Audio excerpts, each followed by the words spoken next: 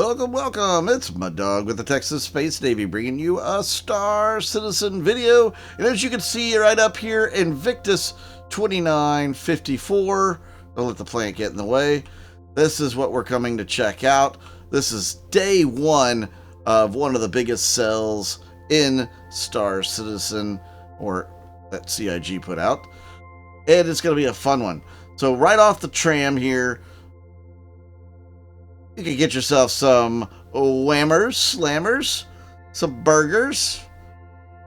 There's also some burritos, some drinks.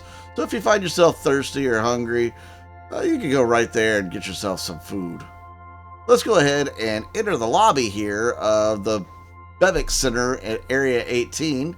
If you didn't know, that's where this year's Invictus launch week is taking place. And it's not 1 week, it is 2. So let me go off and say I am sorry that I have not brought you guys any videos here in the last few months. Personal life, work and life and everything else has kind of made it a little difficult to get videos out on a regular basis. Hopefully you guys understand. This is not my full-time living, so unfortunately. So, I can't afford to break away from, my real job and stuff to do this more regularly, unfortunately. But I am here, and I'm going to try to be here every day of Invictus launch week for you guys, and I want to bring you every single showroom floor. And as you can see here on the calendar of events, today, May 17th, and tomorrow, May 18th, we've got RSI, Origin Jump Works, Argo Aeronautics, and Consolidated Outland. So we're going to go and see what they have on the floor, and then we'll talk about what they have for sale as well on the website. So just stick with me. The video could be a pretty long one. We'll see. I'm also maneuvering around with a broken index finger, my trigger finger on my left hand. That's definitely pivotal for the WASD if you guys use keyboard for any controls. So I do apologize if it's a little chaotic, but we're going to try to bring it to you the best way I possibly can without that finger. All right, so let's open it up, and this is actually different.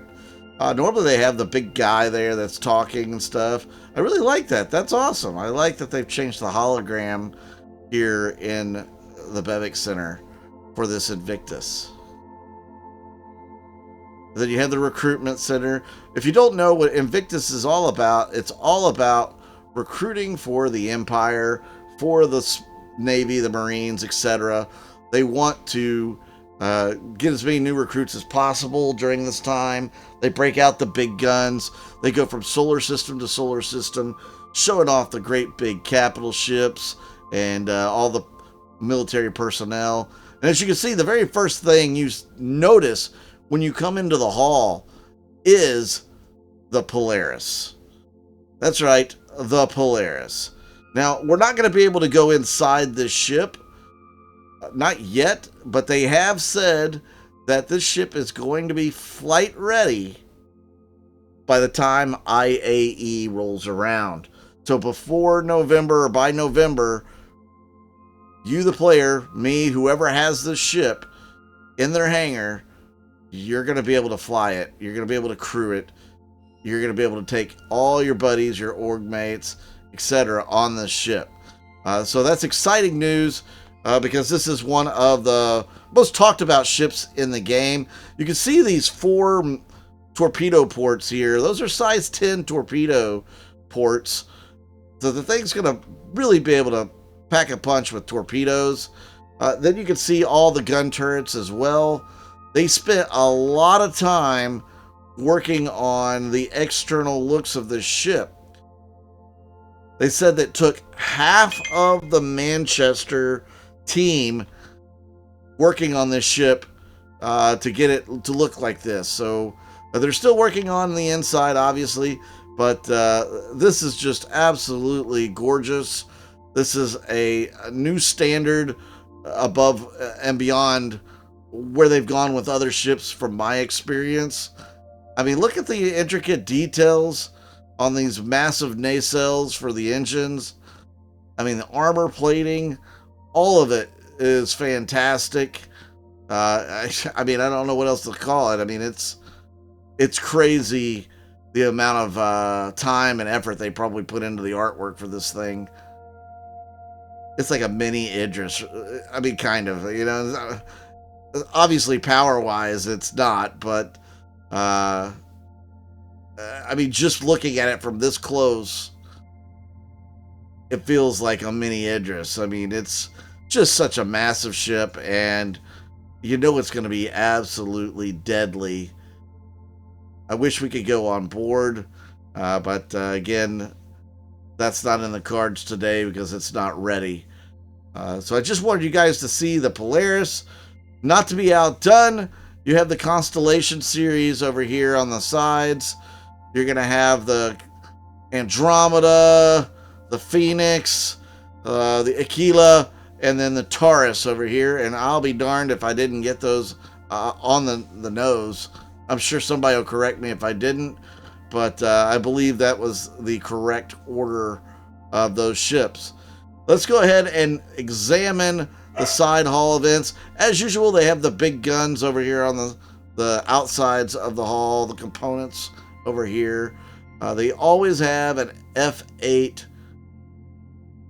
Lightning. This looks like it's going to be an F8C Lightning here.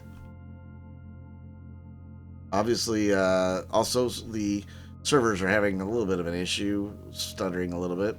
But yeah, this looks like the civilian version of the F8, which is an anvil ship. So it's not really the day that they exhibit the Lightning. Now, here is something that you can look and kind of get an idea where everything's going to be at. Obviously, in the middle, we went through, we saw the Polaris, the Phoenix, the Aquila, the Taurus, the Andromeda. We're now headed, it looks like, over into the Argo area. So we'll get a good idea of what the new tractor Argo looks like. I can't wait to take a look at that. They've got some poses and stuff of some officers here in front of us. And then, of course, I'm wearing my Navy gear as well.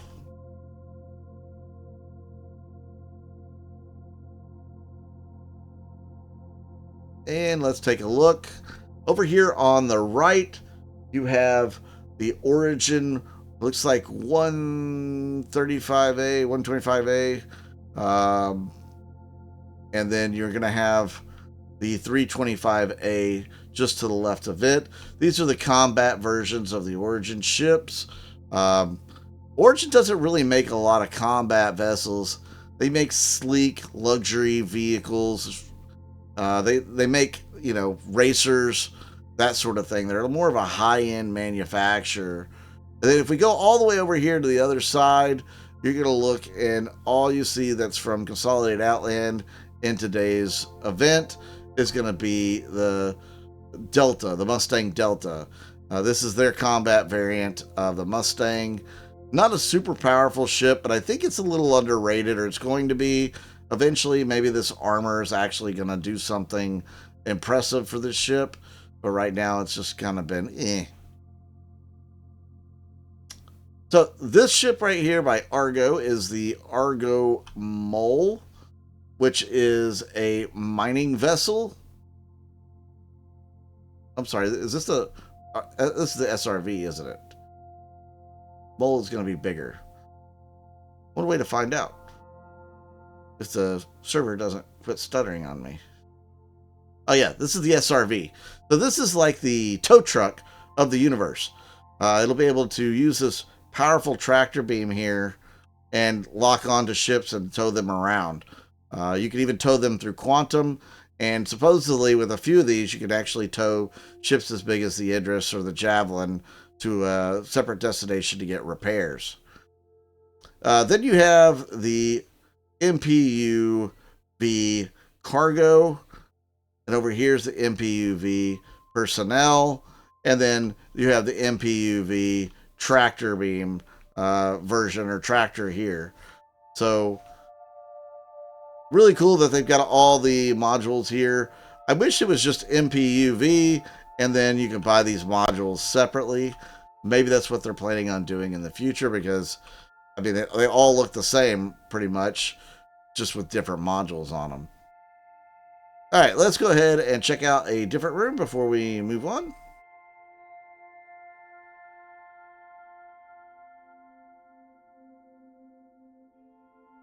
Again, I apologize for the stops and starts of the video.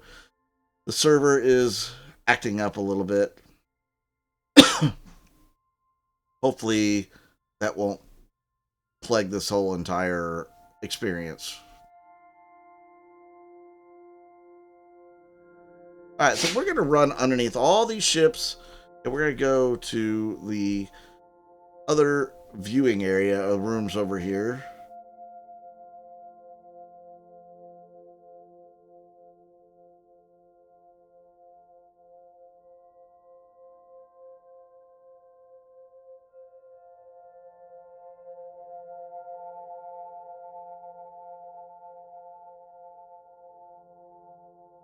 So it's a good time to talk about the Texas Space Navy, which is obviously the channel name. It's also the name of our org here in Star Citizen. If you want to join the Texas Space Navy, you can go online to the RSI website and put in an application there. And also on our Gilded, which will be listed in the description of this video. Make sure you get applications in both places. That's the only way we'll be able to accept you into the org. But we can make a Texan out of anybody. You don't have to be from Texas. We can make you into one. A lot of cool people, very active org. We got people on just about every night from every walk of life. Former police, current police, former military, current military, you know, just average Joes. We've got electricians. We got computer programmers. I mean, people in sales, all walks of life in the org, and mostly everybody gets along pretty great. Kind of have that same mentality, and that's great to have in our org. So I'm really appreciative of everybody that's been a part of Texas Space Navy, and we'll continue growing the org and continuing to find those great people to be a part of it. So this is the Scorpius here, and over here we have the Scorpius Antares. This looks more like the Mantis, but it's the Antares. So what's the difference between the regular Scorpius and the Scorpius Antares? The regular Scorpius has a second pilot, a co-pilot, that runs the guns up here on top, whereas the pilot runs the guns on the wingtips. Over here in the Antares, it has an EMP that's run as a secondary weapon, so you're able to shut off the enemy's shields or electronic components, leave them dead in the water so you can shoot them some more. Over here you have the Mantis, which is the quantum interdictor. It's the only ship like it in the game, so it'll be able to pull people out of quantum, keep them from going into quantum, and they use what's called a quantum snare. People won't even be able to go into the navigation mode of master modes. So could be a must-have ship if you're a pirate or if you plan on doing any kind of interdiction actions. Then in front of me you have the RSI Aurora, which is the first ship, the first basic ship in the game. I mean, it's the granddaddy. This is the Legionnaire version, I believe, which is very much so the the militia version of the ship. And then here in the middle we have 3 different rovers. We're going to have the Ursa rover Medevac, we're going to have the regular Ursa rover, and then we're going to have the Lynx rover. So Lynx has this window. It's just awesome. I love the Lynx. It looks great. The Medevac looks really nice as well. I'm actually pretty impressed with the way this one's turned out. This is right now a respawn bed in the game. They've changed up the mechanics of how the spawn system works, or the death system works. And at the moment, you can respawn on any bed like that one that's capable of supporting it. In the future, this is just going to be able to treat some minor wounds until you get to a place that can treat the major wounds. Sorry. So there you have all of the rovers. And let's move on and check out the last section that may have some stuff for us to see. I hope all of you are doing well out there as well. I know times have been a little rough for a lot of people. So I've been saying my prayers for everybody and keeping my fingers crossed that everybody's able to stay afloat and get through some of these rough times. What do y'all think of the 3.23.1 patch? It came real quick after the 3.23. I've been very impressed with the amount of stuff that went into these patches. It's a significant step forward towards 4.0, which everybody's looking forward to as well. But yeah, I think this has been a phenomenal leap forward in the game. The biggest patch they've had out in the game for a long time. All right, let's go downstairs and see what they have beneath the Bevic Center for us to check out.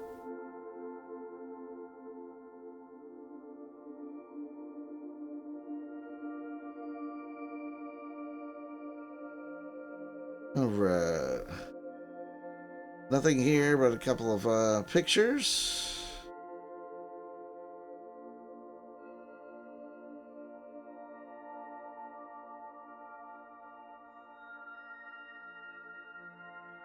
And we'll go into the Hologram Tanks. So the first hologram here, it looks like the Galaxy or Zeus. I'm sorry. So this is the Zeus. The Zeus actually has 3 variants, and 2 of the 3 variants are said to be flight ready by the end of the year. So be prepared for a couple of those ships. They'll be awesome. This is the Perseus. This is one of my favorite ships. To me, it's the biggest bang for the buck.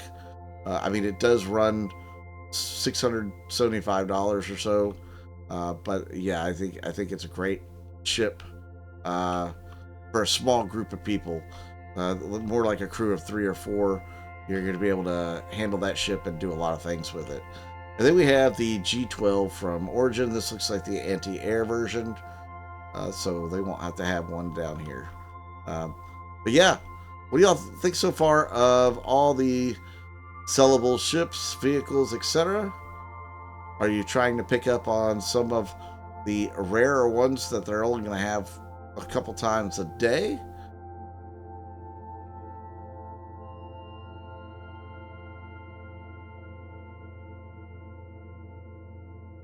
Gotta love these server hiccups. I'll take you back to the surface, and then we'll go to the website, and we'll take a look at how much things cost on the website. And now we're on the website, so let's take a closer look at what they have to sell. Looks like we're going to first start off with Robert Space Industries and see what they're offering. The very first thing you're going to see is the Ursa Medevac. I think they're calling it the NURSA, or maybe the MRSA. I don't know.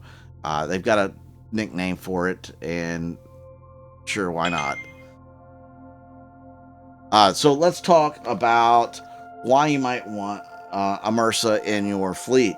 If you're doing some ground exercises or you're going to be spending a lot of time planet side, you're definitely going to want to have a way to ferry those who are hurt or dying back and forth to more established hospitals.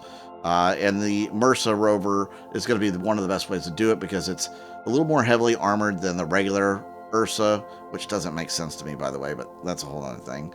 And it's going to have the guns like the regular Ursa as well. Right now, they have it to where you can respawn in these Tier 3 beds, but in the future, you won't be able to do that, or at least not like it is right now. They still have plans of doing the whole Death of a Spaceman, and Tier 3 beds were never meant to be the respawn beds. But you can do it now in the Cuddy Red and in the Ursa Medevac. We'll go more into detail on that ship later on. This is the last chance to get the Polaris at its current price. So definitely, if you're interested in that ship, you might want to jump on that. Apollo Medevac, $275. This is another EMT ambulance type ship, a little better than the Cutlass Red. It's capable of triaging. It's actually capable of doing surgeries, etc. It's like a small little hospital or urgent care, hospitality ER, something like that, if you want to call it that. Then it's twin sister, the Apollo Triage. You know, there's a slight difference in price because the Medevac has, I think, more armament and more armor as well. But $250 for the Triage. Then you have the Aurora LN at $40. That's the Legionnaire. It's a light fighter. Moving up to the Andromeda at $240. This is kind of like a space, not superiority fighter, but kind of like a gunship. It's very versatile for a big ship. For a small crew, 4 people on there. One of the most versatile ships you can have. It can do cargo. It can do bounty hunting. I mean, it can do a lot of different things. $240. Then you move on to the Aquila, which is the exploration version of the Constellation, $315. Then you have the Constellation Phoenix, which is the luxury touring version of the Constellation. Nice, cool ship. I really like my Phoenix. And if you catch it during St. Patrick's Day, you can get a Phoenix Emerald on occasion. $350 for that one. Moving on to the Constellation Taurus, which is pure cargo. It can do more than cargo, but it's predominantly a cargo vessel, $200. Then on the ground, you have the Lynx Luxury Rover. This is what comes in the Phoenix for free. You get a Lynx, but you can buy it separately. $60. You get this nice viewport that you can see. Have somebody drive you around. You can be the little executive or CEO in the back of the ground vehicle as they drive you from one place to another. Yeah, pretty cool. Then you have the Mantis, which we talked a little bit about, and its quantum dampening capabilities. Then again, one of my favorites, the Perseus, at $675. The Mantis, was $150. Really cool art for the Perseus here. The Perseus is one of the oldest ships in the fleet, their designs. It was around before they came with shields. So, it's a tough ship with a lot of armor, built for a crew of like 3. You'll have a couple different turrets and a pilot, most likely. I'm sure they'll raise it so that people have to do like engineering and stuff like that on it as well. It does have a cargo bay that's just big enough to fit a rover. And then you go up to the Polaris, which has the special upgrade offer, $750. The tip of the spear for humanity's defense. And as you saw in the hangar, it was huge. And it's going to be kind of scary facing one of those. Moving on, you got the Scorpius for $240, which is a great heavy fighter, 2-seater. And the Antares at $230. Then the regular Ursa, $50. Ursa Medevac, $60. The Zeus MK2 MR, that's the Mark II of the Zeus, because the original Zeus was not nearly as interesting and fun, though a bunch of people really want it or want to have the option to buy an original Zeus. I like the remodel version of it. There's 3 different kinds. This is the interdiction version, $190. And then, of course, again, it talks about the 10-year insurance on the Polaris, and then a nice video. Then you can get the RSI Complete Pack for $5,200 on Warbond. They get the gear. So really cool offerings from Robert Space Industries. And let's move into Origin Jump Works. We're going to speed up and go a little faster here. The 125A at $60, 325A at $70, the G12A at $65, the 120, we already hit the 125. So that's all you have from Origin. Then you could possibly get the Origin Complete Pack. Oh, it doesn't let you do that. Interesting. Consolidated Outland, the only thing it's going to have is the Mustang Delta at $65. And then Argo Aeronautics is presenting some new stuff.